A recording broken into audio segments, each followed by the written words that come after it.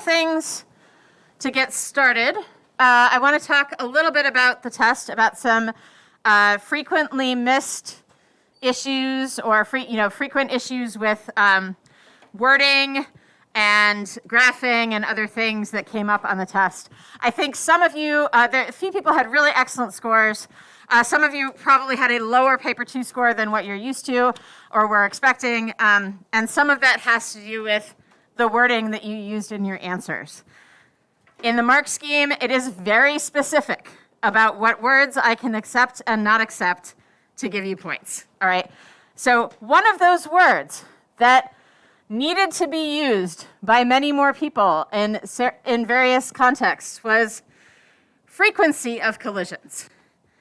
Rate of reaction and collision theory is all about the frequency of collisions, as mentioned several times in different parts of your study guide. If there were several points for several people that if you put number of collisions or amount of collisions, it was not accepted, because that can have many different effects. If you have more stuff, you have more collisions, right? But frequency of collisions is the thing that's going to determine rate. So there were some points that I could not give, even though you were totally on the right track, because you did not use frequency, probability, chance, opportunity. Any of those words would have been fine, but number or amount were not accepted. Okay, so keep that in mind, because it's going to come up again in May. All right, make sure that you are doing this. And actually, we're talking in first period how possibly a good end-of-year service project for somebody after the exam might be to make a list of all of the stupid wording things that IB requires that you got wrong on various tests, and make a list for future students so that they don't make the same mistakes. So keep that in your back pocket as a possibility for a CAS project or SSL hours. Okay, because that would be a service for sure. And I tried to kind of cover this a little bit before the exam, but obviously need to do a more thorough job of that next year. So that was one issue. Another issue is reading the question, okay? A lot of people got this question wrong, I think, because the question on the practice quiz was asking about if the temperature was decreased and this one was increased. So I had a lot of people do the opposite of what the correct answer was, and it's possible that you just didn't read the question. Or it's possible also that you just didn't know which way things would go if the temperature was increased or decreased, which is also fine, something to study up on while you're writing your test corrections. But I suspect that a not insignificant number of people just didn't read the question correctly. Okay, so that is always important. This question, a lot of people missed, and I think it's because of, there are a couple things going on here. There were a lot of graphs in this topic. It's a short topic, but lots of graphs and lots of different kinds of graphs. And so I saw a lot of people in paper 2, drawing the wrong kind of graph on the axes because they got confused about which of the 3 graph types we were actually looking at. So getting in your head, this might be something to do as a way of studying, giving yourself a study guide in May. So along with your test corrections, what you might want to do is take out some paper or in your notebook or whatever, and just systematically draw a whole bunch of graphs. What is an energy diagram for kinetics? What does that look like? What's the activation energy look like there? What's the effect of a catalyst? What does a rate graph look like? What are different things that could change the rate graph? What would it look like if you had a higher concentration or a larger surface area or whatever, What would a Maxwell-Boltzmann distribution look like if we change the temperature versus if we change the activation energy? That might be a useful thing to do now while it's fresh in your mind that you can go back and refer to when you are reviewing at the end of the year. Okay, so that's just a suggestion. This is a mass loss graph. So this is essentially graphing products inversely, because we're the reaction is losing mass, meaning that it's generating a gas that is being lost. Now, I know that our attempt to do this did not work, so that may have been part of the issue of not really understanding in your head what's going on, being able to wrap your brain around what's actually going on here. But I think a lot of people looked at the higher line and said, well, there's more stuff here, so there was more of a reaction. But that is exactly the opposite, okay? The more reaction you had, the steeper the curve, the lower the line was going to end up.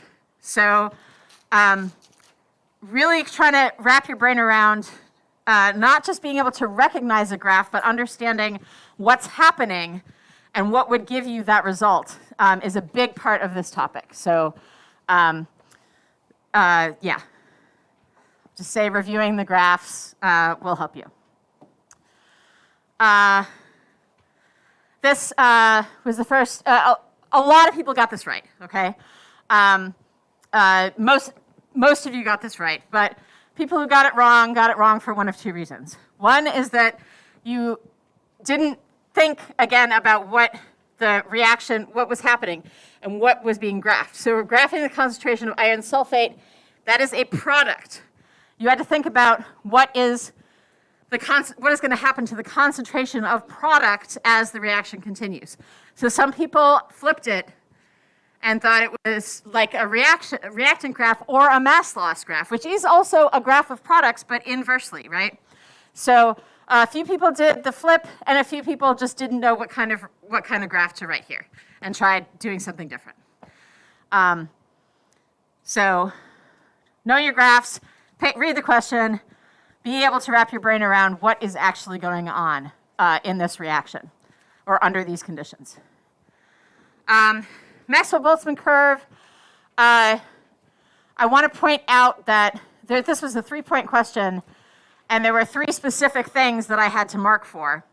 One of them was the shape of the curve. And for some of you, because most of it was correct, I let go something that might not have given you that point.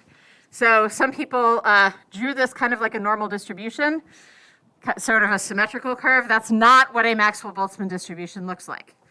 All right, so if you got everything else right, and that was really the only thing having this area here being lower, I gave you the point, but I marked on it that you might not have gotten the point from a moderator, because there were 2 specific things you needed to have about the shape of the graph. That was not directly discussed, but yeah, I'm not sure. There wasn't adequate guidance as to whether or not that would be acceptable. I gave it to you if that was the only problem with it. Okay. So the other thing to think about when you're thinking about the graphs is the actual shape of the curves. How do they differ? Don't be sloppy. Okay. And if you were just doing it because you didn't know, that's one thing. But if you did it this way because you were being sloppy, that's a possible point you might have missed. 8C, 75%. Actually, I don't know what the actual percentage was, but a lot of people missed 8C. And I think, again, it's a not wrapping your head around what is actually happening in the reaction. We are doubling the concentration and doubling the reaction rate. Should the reaction take more time to complete or less time to complete? Less time to complete. A very large number of people took the mean and multiplied it by 2. Okay? Which is incorrect. So really try to, if you need to draw pictures or whatever, I saw some people did that on their papers, and if that helps you, great. This one, the last one, you needed to actually decide if it was random or systematic. A few people didn't actually use either of those words in their answer. And so I couldn't give you the point because you didn't say if it was random or systematic. You just sort of talked about error in general. So again, read the question and figure out what is the question asking. You needed to say random or systematic. In addition, you needed to give a reason. A lot of people, whether they chose random or systematic, gave the reason as this was human error. Okay? A lot of people. So if you're thinking, oh, she's talking about me, I'm not just talking about you. Okay?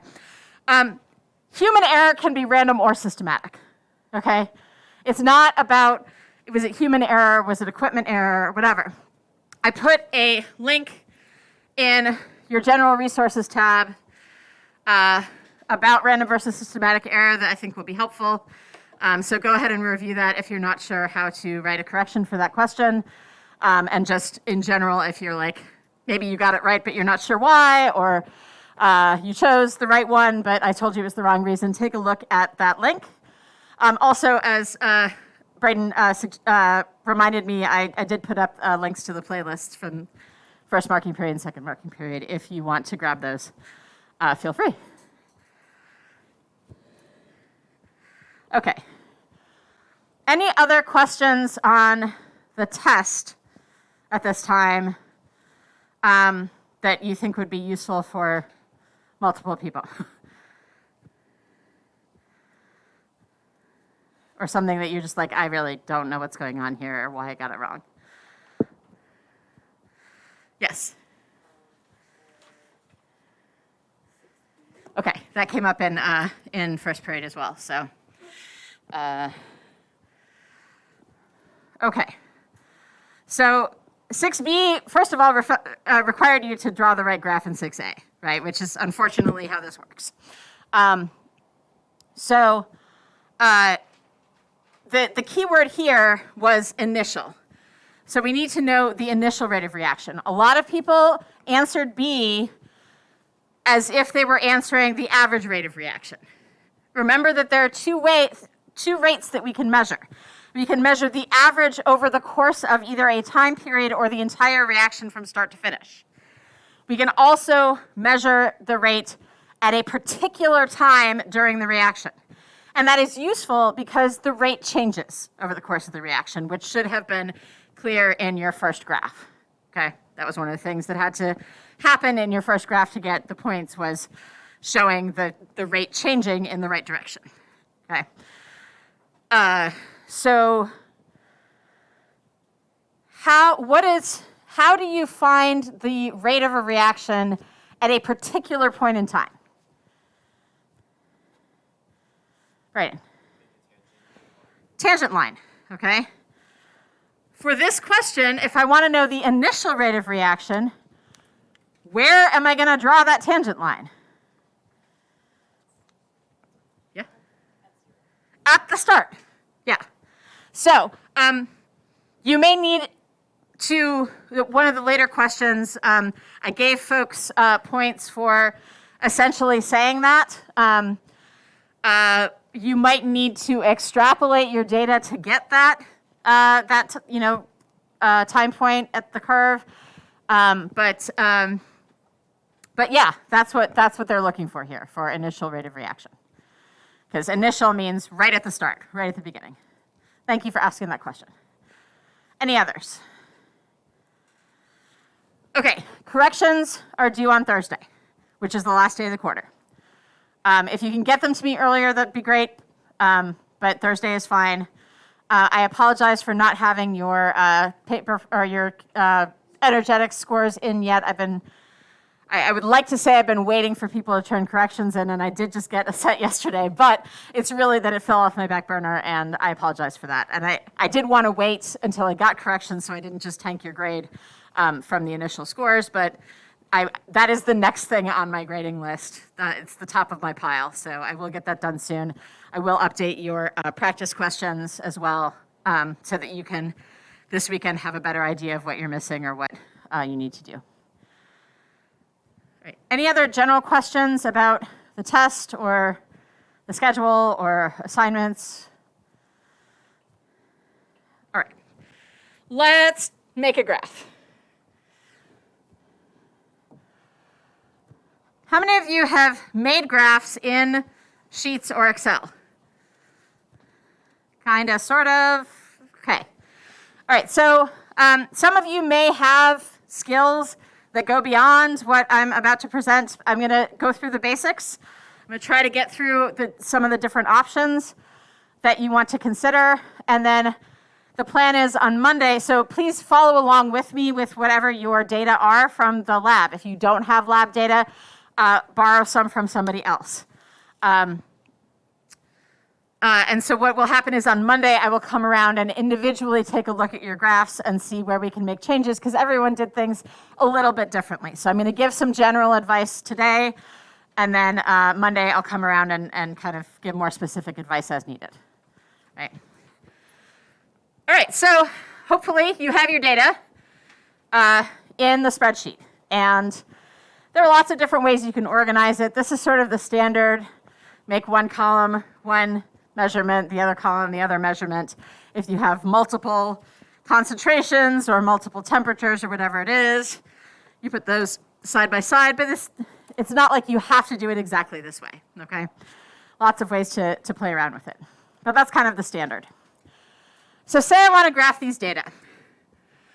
I am going to click Insert, and I'm going to click Chart. And it gives me this nice blank space that has nothing in it because I haven't told it what I want to graph yet. So again, hopefully you are following along with me. So there are when you click on the chart, you get the chart editor pulled up. Now it's a little bit different in Excel. So if you're used to working in Excel, the commands might be a little bit different, the drop downs might be a little bit different, and I'm happy to work with you in Excel if you prefer that, or some other graphing program. I used to love SigmaPlot, but it's super expensive, so I don't have it anymore. But if you have another preferred graphing program, that's fine. I'm just going to do this one because it's easy to share data, files, and easy to get started with. So the chart editor comes up. You've got Setup and Customize. Setup is where the basic things happen. What are your data that you're graphing? Okay, how are they organized? What's on which axis? And Customize is where we start tweaking all those little things like point size and numbers and axis labels and things like that. Okay, so we're going to start with what kind of chart do we have? So in Sheets, you can do all kinds of charts. You can have regular line graphs, smooth line graphs, combination graphs, area under the curve, bar graphs of various different types, stacked, sideways, pie charts, scatter plots, all kinds of possibilities, flow charts. You can do a bajillion things here. What kind of graph do we want for these kinds of kinetics data? A line graph, yeah. And we're going to go with a regular line graph, not a smoothed chart, although that might be worth playing around with if you do a kinetics IA and you're doing a lot of graphing. I haven't actually ever used the smooth because most of the time for scientific data, you don't want the smoothing. You want the exact points and the exact lines between the points. So your default is going to be line chart, okay?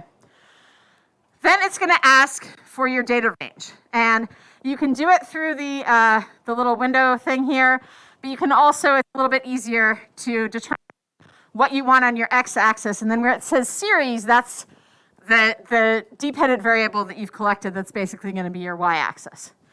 So which variable are we putting on the x-axis for this study? Time.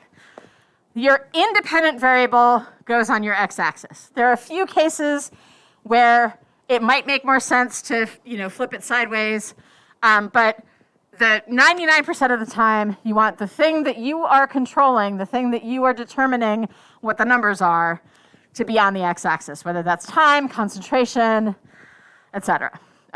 Polarity, there are all kinds of things. So time's going to go on our x-axis. So we're going to click Add x-axis. It says Select Data Range. So you click here, and you go. I have not had luck on these boards clicking and holding. So I'm going to go ahead and select. Right. Yeah, I could do that. Yeah. Oh, sorry, I need to move this out of the way. I can do that. I don't know if it'll take into account that, but probably not. Okay, so that is my x-axis, and it says, and it has recognized that I have a title for that. It recognized that the word time is not one of my data points, because it's smart like that. And then I want add series, okay?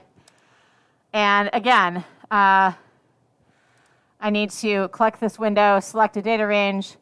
Now, if you have multiple series here, if you have data from two concentrations, you can collect them both. This might be a little bit of an issue to select the whole column because of the gas volume thing.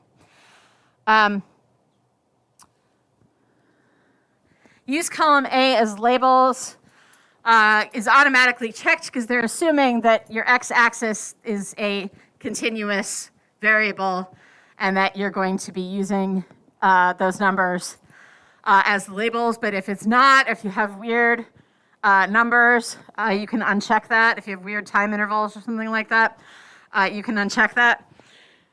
But yeah, so here we have our x-axis, our y-axis. Over time, our gas volume goes up, okay? So your graph should look something like this. Now, if you started depending on when you started collecting your data and what you selected as your time points and data points, it might look a little different from this, okay? And also, like, how your experiment went might look a little different. But generally speaking, you should have something that looks vaguely like this, okay? At this point, there are other things we can do here, but I'm going to go ahead and switch over to customize. Because this is where, like, this in and of itself is not very informative. It's just a bunch of numbers and a line. We don't know what those numbers are. We don't know what the line is showing. So we're going to go to customize. Here you've got lots of submenus. And you can see that it covers a lot of different things, from the overall style of the chart, axis titles, legends, specific things about the axes, etc. So we're going to walk through these, some of these in order. So chart style is where you are just saying things like, what's the border color? Is there a background color? You know, you could make a blue background. Don't do that. There's really no point in making a background color. It doesn't help the visibility of your data at all. You can change fonts. You can, I have honestly never used any of these. But if you find a reason to use it, we can talk about it. Titles, chart and axis titles. This is something important to understand about these menus. All right, these submenus, chart and axis titles, it looks like horizontal axis title is the only thing that I can change. There's not another set of things to change the vertical axis title. That's in the drop-down. So always look in the drop-down because it'll say overall chart title, horizontal axis, vertical axis.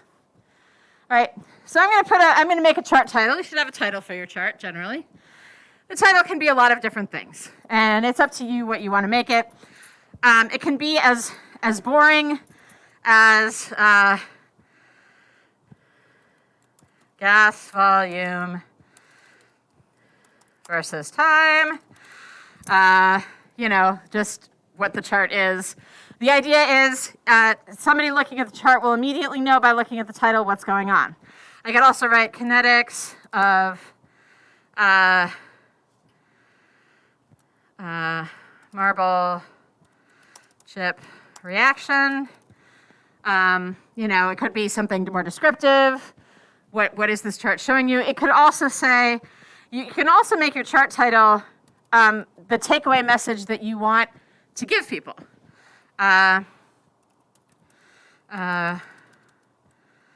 Linear reaction rate of initial reaction rate of marble chip experiment. All right, so depending on what you want the person looking at it to take away from it, you can make it specific with a message, you can make it specifically descriptive, you can make it very bland and not actually add any information with the title, in which case it's kind of like, why are you having a title anyway? But it is still useful so that hopefully you're going to have more than one graph in your report, and so being able to have the, as the moderator's paging through, oh, right, this is the graph that talked about, the kinetics or whatever. So, but you can use it versus time. All right, it could be that simple. All right. Now here you have a lot of options. You can change the font. You can make it bigger or smaller. There's usually an auto possibility. And it's usually, the auto is usually a generally good choice, but you may have reasons to pick something else. Is it italicized? What color is the text? Don't really change the text color. Having different colors in text doesn't add any information. So it's just useless fluff for the most part. There may be situations where it's helpful. Also, in terms of use of color for the IA, I am 90% sure that they are actually using digital, looking at your digital version on a device, but it is possible that they are printing them out. And it is possible that it is not a color printer. You want to assume the lowest level of technology possible for your reader. And so using lots of colors, if that's important, you might need to use other things as well. I'll get into that in a sec. All right, so color may not be your best discriminating choice. So I can do all kinds of things with the chart title.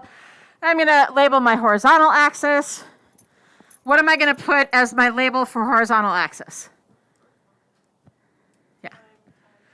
Time in minutes, or time in whatever units you used, okay?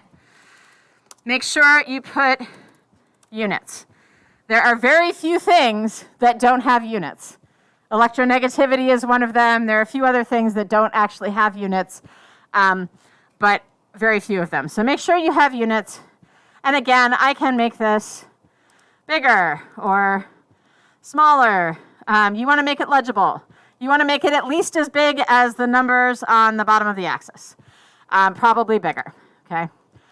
So it's very easy to read. Maybe it doesn't have to be that big. You can also just go with auto, which will usually make it good and proportional, but I often want to increase the font size a little bit of my labels because it looks better. What is my vertical axis title?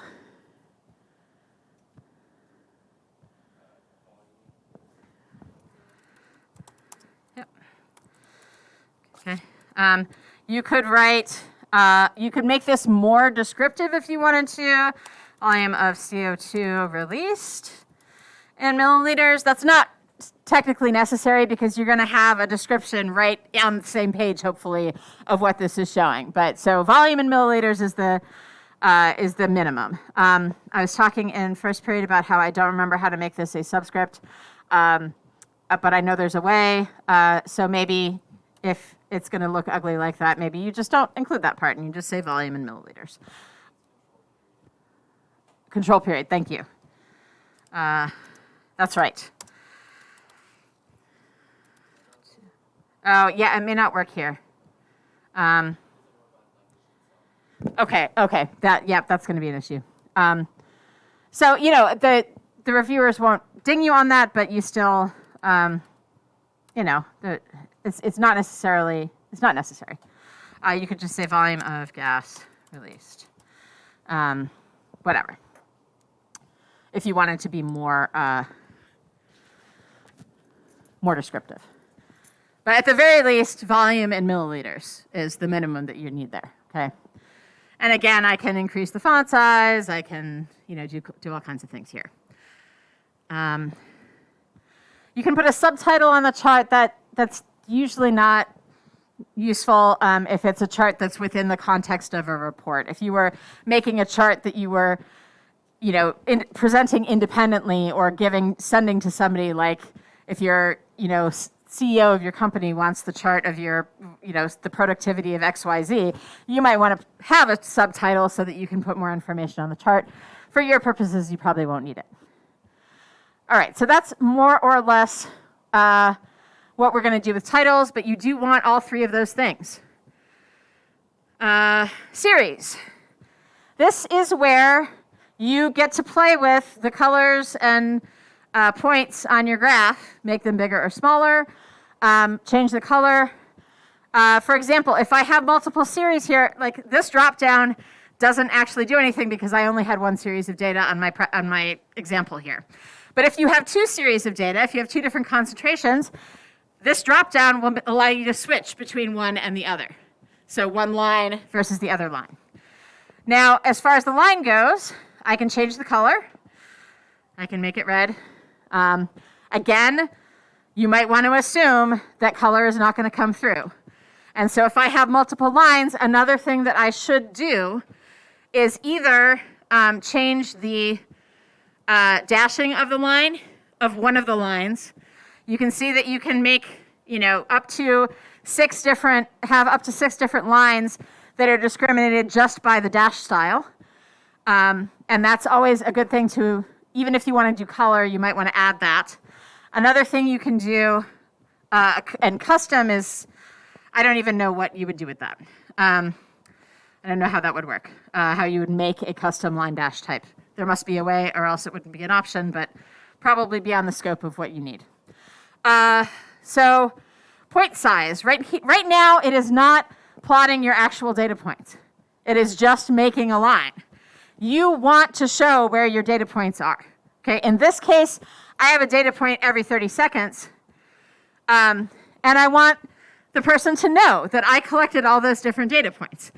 If your intervals are not perfectly every 30 seconds, you definitely want to put the lines in to make it clear. I mean, sometimes it's obvious where the line changes the slope, that there's a point there, but I want them to know that I collected all of those points, or rather that Jamie collected all of those points because I stole it from her notebook. And that this isn't just a straight line with only 2 ends of data. So you want to put points in. You can change the size. You don't want to make them too big. That just looks kind of childish. I don't know. Kind of like using fat markers versus thin markers. But there might be a situation where you might want to do that. You can also change what kind of points. All right, so I'm just going to make them bigger for the purposes of seeing. If you have different shapes of points on your graph and you want to use that instead of your line dashes to distinguish between different types of different lines of data, you can use that, and you probably do want to make the points a little bit bigger. In that case, maybe I want stars for one line, and maybe I want triangles for another. Okay. We will continue this on Monday. Yes. What? Corrections are due on Thursday.